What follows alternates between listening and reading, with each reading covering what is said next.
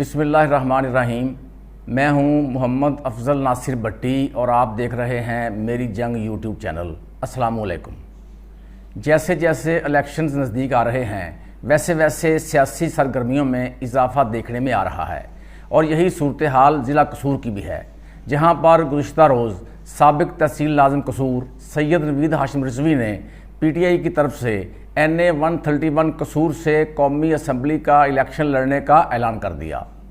کم از کم پی T آئی کی طرف سے اس اعلان کی توقع نہیں کی جا رہی تھی، کیونکہ اس سے پہلے سید نوید ہاشم رضوی نے کبھی الیکشن میں حصہ لینے کی خواہش کا اظہار نہیں کیا تھا، اور ان کے اس اچانک اعلان سے کم از کم NA 131 سے تعلق رکھنے والے پی ٹی آئی کے امیدواروں اور سیاسی صفوں میں ہلچل پیدا کر دی ہے، کیونکہ قومی اسمبلی کے اس حلقہ سے پی ٹی آئی کے متعدد امیدواران پہلے سے موجود ہیں جو ٹکٹ حاصل کرنے کی دوڑ میں شامل ہیں، اور انہوں نے باقاعدہ الیکشن مہم بھی شروع کر رکھی ہے۔ ان امیدواران میں حاجی مقصود صابر انصاری، ندیم ہارون خان، میاں بختیار محمود قصوری، ماہر محمد سلیم ایڈوکیٹ، جاوید حسین بیٹو اور دیگر شامل ہیں۔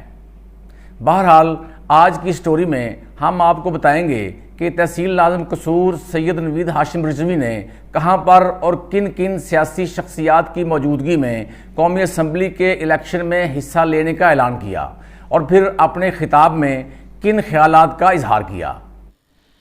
جی ناظرین، سابق تحصیل ناظم قصور سید نوید ہاشم رضوی کے NA 131 قصور سے پی ٹی آئی کی طرف سے قومی اسمبلی کا امیدوار بننے کے حوالے سے پیروواڑہ روڈ قصور پر خاور شہزاد کمبو کے ڈیرہ پر ایک مشاورتی اجلاس کا انعقاد کیا گیا، جس میں سابق یونین ناظمین، نائب ناظمین، کونسلرز، سابق chairman union council, vice chairman, party عہدیداران، وکلاء، صحافیوں اور سول سوسائٹی کے افراد نے شرکت کی۔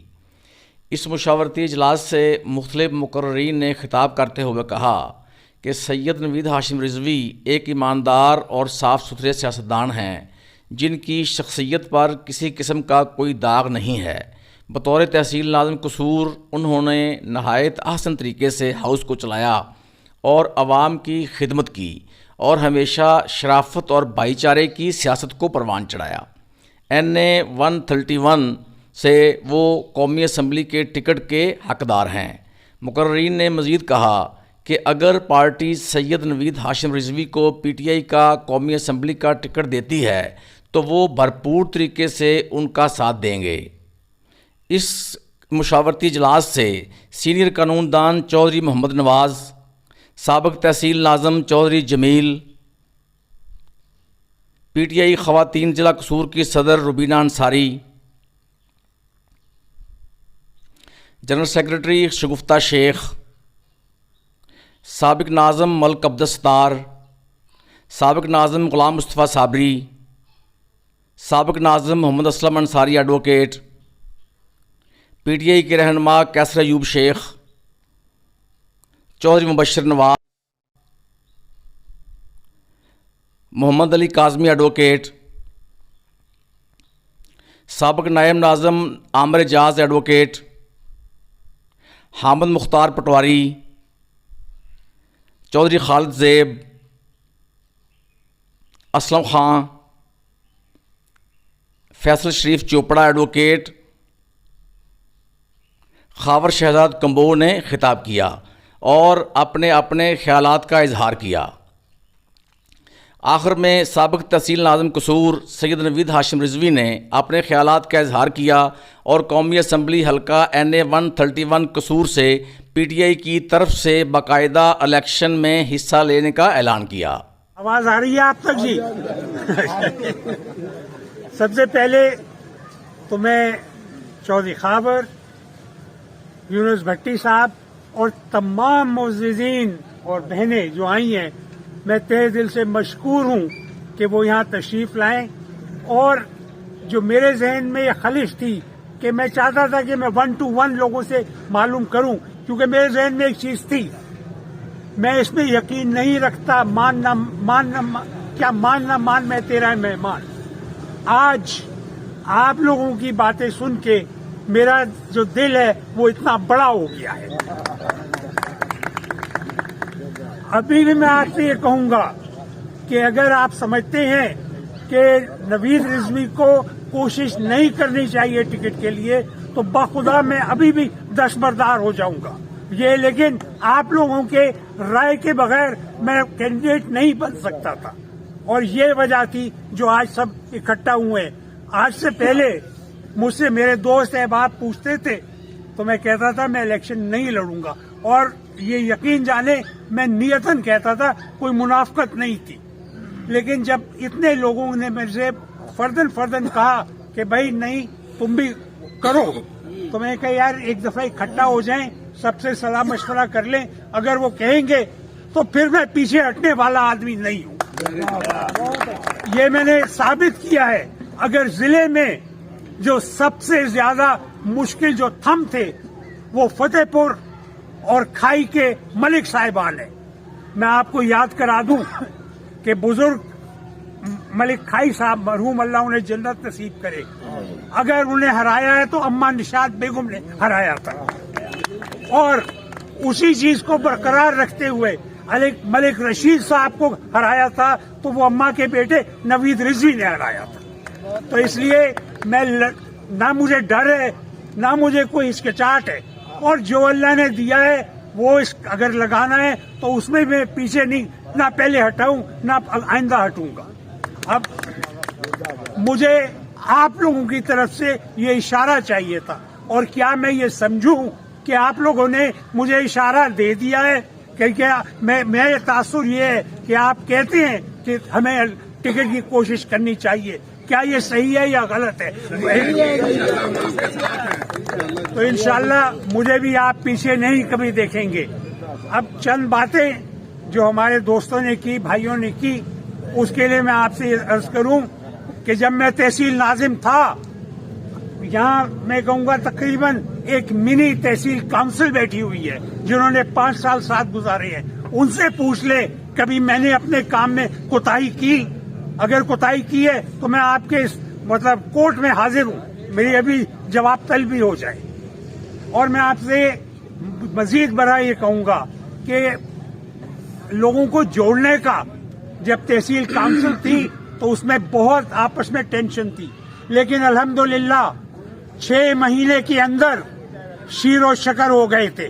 भाई आपके पीछे आवाज आ रही है या नहीं आ रही जी? शीरो शकर हो गए थे, कोई ऑपोजिशन का कॉन्सेप्ट नहीं था। क्यों जमील खान, ये सही कह रहा हूं या गलत कह रहा हूं? हमारा हर फैसला यूनानिमस होता था। उसकी वजह थी कि लोगों को यूं किया था। और इसी सिलसिले में एक साहब ने एक राय दी कि जो कैंडिडेट्स हैं उन्हें आप बुला के उनसे बात करें। तो मैं आज खुले मैदान में कहता हूं, कैंडिडेट्स को जो भी ख्वाहिशमंद है आप बुलाइए, यह आपका हक है। मैं जब आप कहेंगे मैं हाजिर हूंगा, और जो सवाल जवाब होंगे मैं अपने आप को पेश करूंगा। इमरान खान का विजन पाक, साफ, शफाफ पाकिस्तान, तो मैं आज आपके सामने फिर दोहराऊंगा जो मैं पहले हमेशा दोहराता था कि ला इलाहा इल्लल्लाह मोहम्मद रसूलुल्लाह। अगर रोजी में एक पैसा हराम का मेरी जिंदगी में आया हो या आए, अल्लाह मुझे मौत दे दे, इससे बड़ी बात मैं नहीं कर सकता। और आप लोगों को थोड़ा मैं ये बावर कर दूं, पाकिस्तान की जो मेजर प्रॉब्लम है वो फाइनेंशियल करप्शन है। आप एक यूं समझ लें, एक बाल्टी में एक नीचे मोरा हुआ है और वो मोरा बड़ा है, उसमें आप पानी डालते रहेंगे, क्या बाल्टी कभी भरेगी? क्या खुशहाली आएगी? कभी नहीं आएगी। आखिर में मैं एक चीज बता दूं कि जब तहसील काउंसिल हमारी टाइम पूरा करने के बाद खत्म हुई, उस वक्त तहसील काउंसिल में 21 करोड़ रुपए पड़े हुए थे। ये आप रिकॉर्ड से चेक करवा लीजिए। और वो 21 करोड़ इसलिए बचा के रखे थे कि 80% बैंक देगा वर्ल्ड बैंक, 20% हम देंगे। पूरी तहसील में 1 अरब रुपए से हर एक कोने कतरे में तहसील के पानी पहुंच जाएगा। आज आप जाके पूछ लीजिए, 2-2 महीने की तनख्वाहें नहीं दी जा रही। तो इसमें कसूरवार कौन है? मैं समझता हूं कसूरवार हमारी लीडरशिप है, जो खुद खाते हैं ضائع करते हैं, किसी को ना रोकते हैं। एक मतलब मैदान बना हुआ है, तो भाई इसको रोकने के लिए हमें कुछ ना कुछ करना पड़ेगा। और पहला मरहला ये है कि जहां हम अगर सही लोगों को कैंडिडेट मुंतखब कर लेते हैं तो मैं ये समझूंगा कि at least 50% of the problem resolve हो जाती है। यस, जहां तक बात है पार्टी की, तो मैं अलल एलानिया कहता हूं कि पार्टी जिसको भी टिकट दे देगी मैं दिलो जान से उसके साथ हूंगा, उसमें कोई दो आरा नहीं है। उसकी वजह यह है कि ये मुट्ठी जो है इसे नहीं तोड़ा जा सकता, अगर आप एक एक उंगली को करेंगे तो टूट सकती है। तो मैं इंशाल्लाह मुट्ठी बन के रहूंगा, लेकिन उसमें ये जरूर है आप सब अवाम का बहुत बड़ा हाथ है।